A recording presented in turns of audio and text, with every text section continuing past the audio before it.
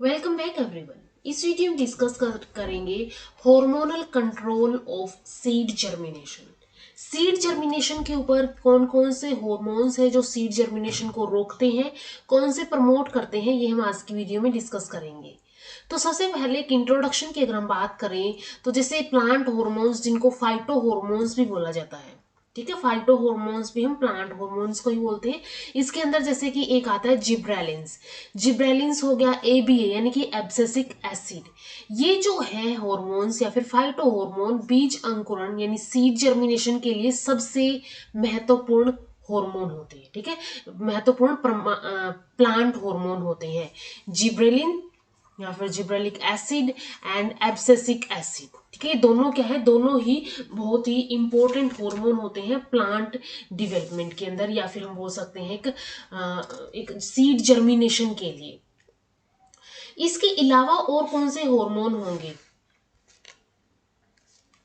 तो plant growth की जब भी हम बात करते हैं या फिर हम सिंपली ये बात करें कि सीड जर्मिनेशन की अगर हम बात करें तो ये दो हार्मोन्स का क्या रोल होगा, सबसे पहले हम ये देख लेते हैं। जो ये जिब्रेलिक एसिड है ये सीड जर्मिनेशन को इनिशिएट करता है, ठीक है, स्टिमुलेट करता है या फिर इनिशिएट करता है। और ये जो एब्सिसिक एसिड है ये एक इनहिबिटरी इफेक्ट डालता है सीड जर्मिनेशन के ऊपर, ये एक इनहिबिटरी इफेक्ट डालता है, इसलिए ये सबसे ज्यादा इंपॉर्टेंट या फिर सबसे महत्वपूर्ण प्लांट हार्मोन होते हैं, ठीक है। इनका जो रोल है वो स्टिमुलेटरी होता है, जिब्रेलिक एसिड का या फिर जिब्रेलिन्स का स्टिमुलेटरी रोल होता है, एंड जो एब्सिसिक एसिड है एबीए है उसका इनहिबिटरी रोल होता है। इसके अलावा यहाँ पे इथाइलिन होता है प्लांट हार्मोन, इथाइलिन, और इसके अलावा ब्रेसिनोस्टीरोइड्स होते हैं, ठीक है, ब्रेसिनोस्टीरोइड्स यहाँ पे होते हैं। ये भी सीड जर्मिनेशन के अंदर अपना एक इंपॉर्टेंट रोल प्ले करते हैं। इसके अलावा ऑक्सिन होता है एक प्लांट हार्मोन। ऑक्सिन जो है स्वयं बीज के अंकुरण के लिए आवश्यक नहीं हो सकता है, ठीक है, क्योंकि ये रूट टिप के ऊपर या फिर ये टिप्स के ऊपर पाया जाता है, ठीक है, ये टिप्स के ऊपर पाया जाता है और वहां पे टिप्स के ऊपर ये ग्रोथ करता है।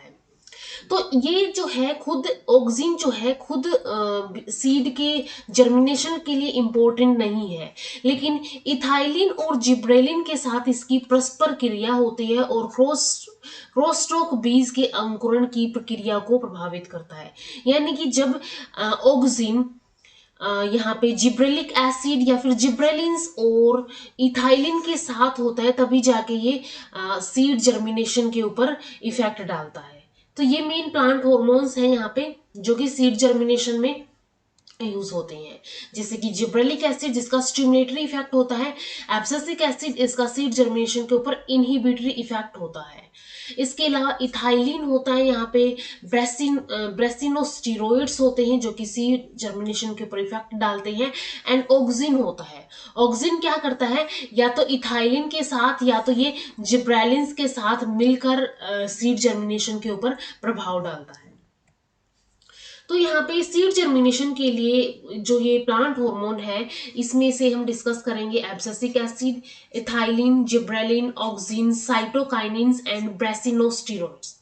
ये टाइप के हार्मोन हम डिस्कस करेंगे वन बाय वन। तो सबसे फर्स्ट आता है एब्सिसिक एसिड। एब्सिसिक एसिड को जो है कॉमनली तनाव हार्मोन या फिर स्ट्रेस हार्मोन बोला जाता है, क्योंकि अभी हमने देखा था एब्सिसिक एसिड का क्या रोल होता है, एब्सिसिक एसिड का इनहिबिटरी इफेक्ट होता है, इनहिबिटरी इफेक्ट होता है ऑन सीड जर्मिनेशन। तो ये एक स्ट्रेस हार्मोन के रूप में जाना जाता है। स्ट्रेस प्रतिक्रिया में जो स्ट्रेस एक्टिविटी है इसके अलावा यह रंध्र गतिविधि यानी कि स्टोमेटल एक्टिविटी को भी कंट्रोल करता है, और इसके अलावा ये बीज सुप्तता यानी कि जो डोरमेंसी होती है, seed dormancy, seed dormancy, dormancy कौन सी कंडीशन होती है, सीड डोरमेंसी के अंदर जो इसकी एक्टिव प्रोसेसेस है या फिर हम बोल सकते हैं डोरमेंसी के अंदर सीड जो है डीप स्लीपिंग में चला जाता है, डीप स्लीप को चला जाता है ये। जैसे कि एनिमल्स की अगर हम बात करें, एनिमल्स जब उनका अनफेवरेबल कंडीशन आता है उस कंडीशन में हाइबरनेशन को जाते हैं, ठीक है, वो कुछ टाइम के लिए अपना मेटाबॉलिज्म जो उनका रेट होता है वो सब कुछ स्लो करके और एक हाइबरनेट पीरियड के ऊपर, एक स्लीपिंग के ऊपर चले जाते हैं। वैसा ही प्लांट्स के सीड्स के अंदर ऐसा होता है, जब उनके अंदर अनफेवरेबल कंडीशन आ जाती है तो वो उनके अंदर सीड डोरमेंसी हो जाती है, वो डोरमेंट कंडीशन में वो सीड्स हो जाती हैं। जैसे उसको दोबारा से फेवरेबल कंडीशंस मिलती है तो वो सीड जो है जर्मिनेट करना स्टार्ट करता है। इसका बीज अंकुरण प्रक्रिया पर नकारात्मक प्रभाव होता है, एक नेगेटिव इफेक्ट ये बीज जर्मिनेशन के ऊपर डालता है। ठीक है, एब्सेसिक एसिड क्या होता है, एक नेगेटिव इफेक्ट डालता है सीड जर्मिनेशन के ऊपर, ऑन सीड जर्मिनेशन। यह रेडिकल के विस्तारणी, रेडिकल एक्सपेंशन और एंडोस्पर्म के कमजोर होने में देरी करता है, यानी कि उनको क्या करता है, ये देर से उनको, एक तरह से हम बोल सकते हैं कि उनको उसको एंडोस्पर्म को ये कमजोर होने देता है, वीकन होने देता है। ये बीज के अंकुरण के लिए आवश्यक ट्रांसक्रिप्शन कारकों की एक्सप्रेशन पर इनहिबिटरी इफेक्ट डालता है। ठीक है, सीड जर्मिनेशन के लिए अब क्या होते हैं, कुछ फैक्टर्स होते हैं, एंड इन फैक्टर्स को ट्रांसक्रिप्शन फैक्टर बोला जाता है। तो ये ट्रांसक्रिप्शन फैक्टर जब एक्सप्रेस करेंगे तब जाके सीड जर्मिनेशन के अंदर कुछ चेंजेस आएंगे। तो ये एब्सेसिक एसिड क्या करता है, abscisic acid in transcription factors के ऊपर एक इनहिबिटरी इफेक्ट डालता है। ठीक है, एक इनहिबिटरी इफेक्ट डालेगा जिसकी वजह से ये अच्छे से एक्सप्रेशन नहीं दे पाएंगे सीड जर्मिनेशन के लिए। तो ये एब्सेसिक एसिड के अंदर होता है। सबसे फर्स्ट ये एक स्ट्रेस हार्मोन होता है, ये स्टोमेटल एक्टिविटी को भी कंट्रोल करता है एंड सीड डोरमेंसी को भी ये नियंत्रित करके रखता है, और ये सीड जर्मिनेशन के ऊपर एक नेगेटिव इफेक्ट डालता है। इसके अलावा जो एब्सेसिक एसिड है वो कुछ सीड जर्मिनेशन के लिए ट्रांसक्रिप्शन फैक्टर्स होते हैं, उनके एक्सप्रेशन के ऊपर भी इनहिबिटरी इफेक्ट डालता है। सेकेंड टाइप का फाइटो हार्मोन और प्लांट हार्मोन आता है जो कि सीड जर्मिनेशन में हेल्प करता है, दैट इज इथाइलिन। इथाइलिन जो होता है ये फल पकने में, फ्रूट राइपनिंग में और एजिंग के अंदर और अन्य पौधों की गतिविधियों को नियंत्रित करता है। लेकिन बीज के अंकुरण में इसकी भूमिका के बारे में अलग अलग अवधारणाएं हैं। जैसे कि कुछ वैज्ञानिकों के अनुसार तो ये बीज के अंकुरण के लिए एथिलीन की आवश्यकता होती है। ठीक है, required for seed germination. First view है कि ये रिक्वायर्ड होता है सीड जर्मिनेशन के लिए, required for seed germination. Second यहाँ पे बोला गया है, और जबकि अन्य का सुझाव है कि बीज अंकुरण के परिणाम स्वरूप, यानी कि बीज जब जर्मिनेट कर जाएगा उसके रिजल्ट में एथिलीन का प्रोडक्शन किया जाता है। ठीक है, produced as a result of seed germination. ठीक है, फर्स्ट व्यू में ये बोला गया कि ये सीड जर्मिनेशन के लिए रिक्वायर्ड है, कि इसके बिना सीड जर्मिनेशन नहीं होगा। सेकंड व्यूज में ये बोला गया कि सीड जर्मिनेशन के बाद इथाइलिन प्रोड्यूस होता है। तो ये दो सुझाव है या फिर दो व्यूज है अलग अलग साइंटिस्ट के। इसके अलावा जो चावल, मक्का और गेहूं सहित कई पौधों के बीजों के में अंकुरण के दौरान एथिलीन की मात्रा में वृद्धि दर्ज की गई है। ठीक है, कुछ टाइप के जो अलग अलग टाइप के बीज है, पौधों के बीज है, जब उनका जर्मिनेशन होता है तो उस टाइम पे देखा गया कि इथाइलिन की जो मात्रा है, इथाइलिन की मात्रा के अंदर इंक्रीज देखा जाता है। तो ये हो गया यहाँ पे इथाइलिन के बारे में। इसके अलावा जो डोरमेंट सीड्स होते हैं, डोरमेंट सीड्स को भी इथाइलिन जर्मिनेट करने में सक्षम होता है, कैपेबल होता है। यह टेस्टा और एंडोस्पर्म के टूटने को प्रेरित करता है। ठीक है, टेस्टा जैसे हमने बात की थी मोबिलाइजेशन के अंदर कि एक यहाँ पे एलुरोन की लेयर होती है और उस एलुरोन की लेयर के बाहर एक टेस्टा या फिर पेरिकार्प पाया जाता है। ये एलुरोन लेयर हो गई, और ये क्या है, ये एक एंडोस्पर्म है। ये एक एंडोस्पर्म है। तो ये जो एथिलीन है, एथिलीन क्या करता है, ये डोरमेंट सीड्स को पहले तो ये जर्मिनेट करता है। इसके अलावा ये जो टेस्टा है, इसके आउटर कवरिंग है, टेस्टा और एंडोस्पर्म के टूटने को भी इंड्यूस करता है, प्रेरित करता है। यह बीज की अंकुरण पर एब्सिसिक एसिड के इन एंटागोनिस्टिकली इंटरेक्ट करके उसके साथ परस्पर क्रिया करता है। ठीक है, तो इथाइलिन क्या करता है यहाँ पे, इथाइलिन इथाइलिन जो होता है सीड जर्मिनेशन पर जो एब्सेसिक एसिड होता है, एब्सेसिक एसिड के साथ एंटागोनिस्टिकली इंटरेक्ट करता है। एंटागोनिस्टिकली का मीनिंग क्या है कि जो ये एब्सेसिक एसिड है वो उसके इथाइलिन के ऊपर इनहिबिटरी इफेक्ट डालेगा कि ये अपना काम ना करे। इथाइलिन क्या करेगा, एब्सेसिक एसिड के ऊपर अपना इफेक्ट डालेगा कि वो अपना काम ना कर सके। जैसे कि इथाइलिन का काम है सीड जर्मिनेशन करने का, सीड जर्मिनेशन के अंदर ये हेल्प करता है, लेकिन एब्सेसिक एसिड क्या करता है, सीड जर्मिनेशन के ऊपर इनहिबिटरी इफेक्ट डालता है। तो इसलिए इथाइलिन और एब्सेसिक एसिड का क्या है, एक एंटागोनिस्टिकली इंटरेक्शन देखा जाता है। इसके अलावा यह भी प्रस्तावित किया गया है कि इथाइलिन जो है उन जीवों की अभिव्यक्ति को नियंत्रित करता है, यानी कि जीन्स की, ठीक है, उन जीन्स की यानी कि एक्सप्रेशन ऑफ जीन्स को कंट्रोल करता है, जो कि सीड जर्मिनेशन के इनिशियल फेजेस के अंदर बीज भंडारण यानी कि जो बीज भंडारण प्रोटीन के क्षरण यानी कि जो सीड स्टोरेज है प्रोटीन्स का, उसको डिग्रेडेशन करने के लिए भी जिम्मेदार एंजाइमों का कूटबद्ध यानी कि एनकोड करता है।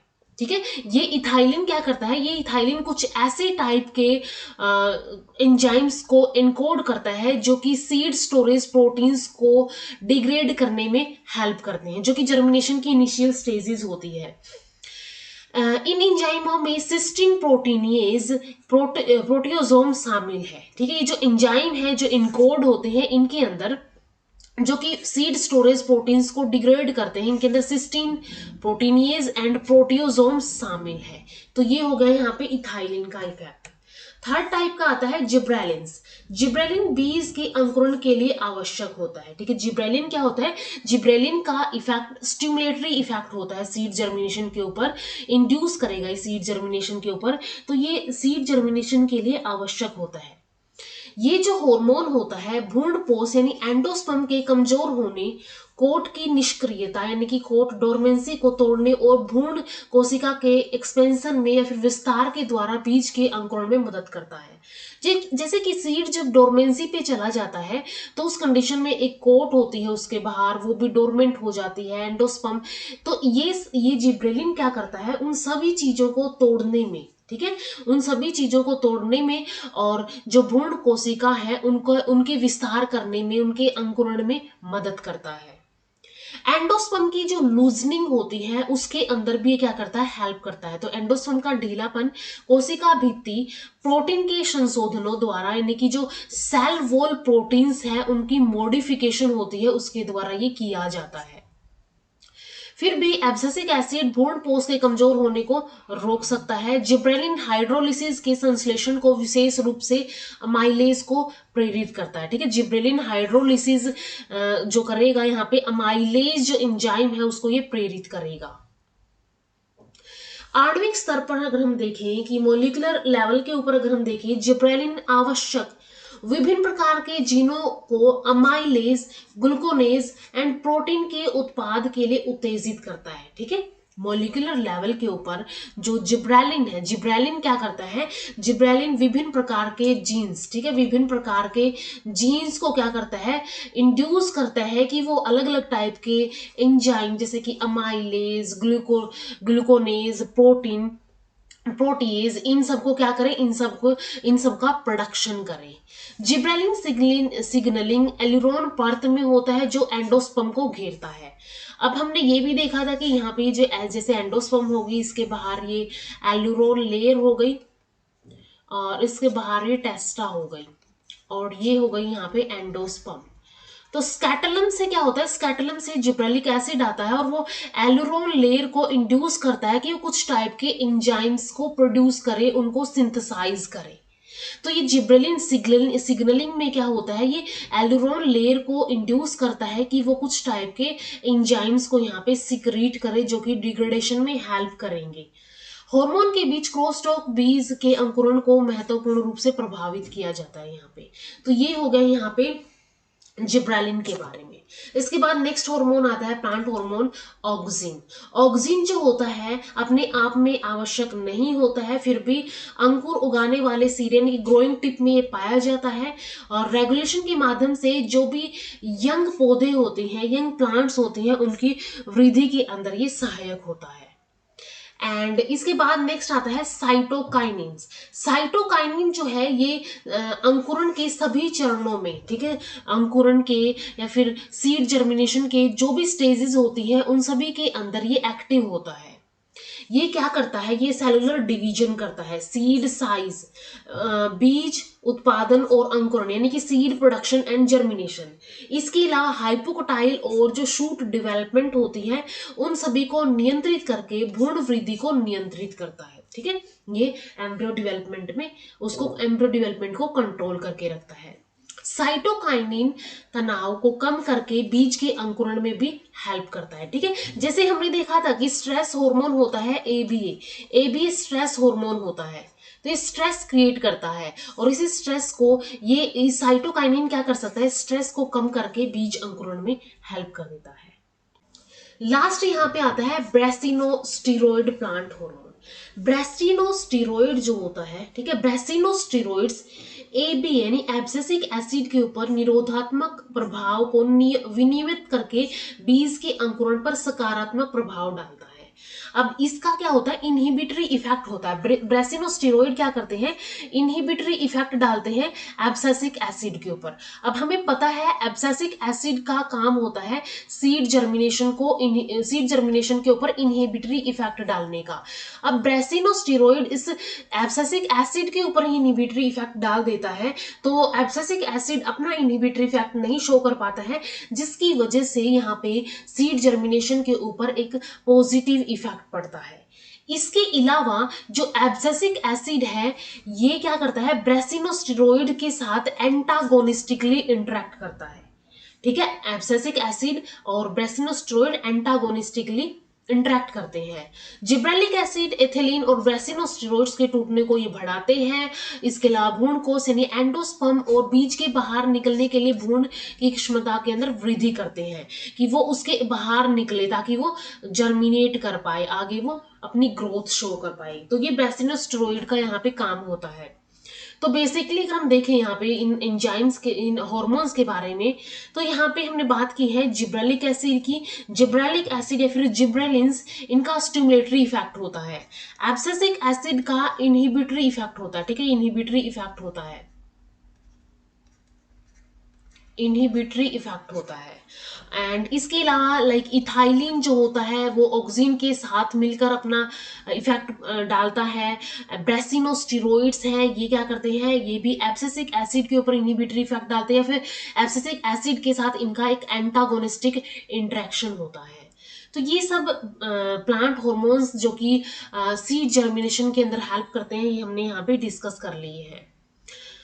इसके अलावा यहाँ पे ब्रेसिनोस्टेरॉइड के बारे में एक बात और रह गई है कि इन हार्मोनों को अपने सिग्नलिंग मार्ग होते हैं और जिब्रेलिन प्रकाश के साथ साथ बीज की जो फोटोडोर्मेंसी होती है उसके अंदर भी राहत देते हैं, जबकि ब्रेसिनोस्टेरॉइड भ्रूण की वृद्धि को बढ़ाकर बीज के अंकुरण को बढ़ाते हैं। ठीक है, जिब्रेलिन क्या करते हैं, फोटोडोर्मेंसी में राहत देते हैं, जो कि डोरमेंट स्टेज होती है उसमें ये राहत देते हैं, और ब्रेसिनोस्टेरॉइड भ्रूण की वृद्धि करके ये बीज के अंकुरण को बढ़ाते हैं। तो ये कुछ टाइप के यहाँ पे प्लांट हार्मोन्स जो कि सीड जर्मिनेशन के अंदर हेल्प करते हैं, उनके बारे में हमने डिस्कस कर लिया है। मिलते हैं नेक्स्ट वीडियो के अंदर। वीडियो अगर हेल्पफुल लगी हो तो लाइक कीजिए, शेयर कीजिए अपने फ्रेंड्स के साथ, इन चैनल को सब्सक्राइब कर लीजिए। Thank you so much.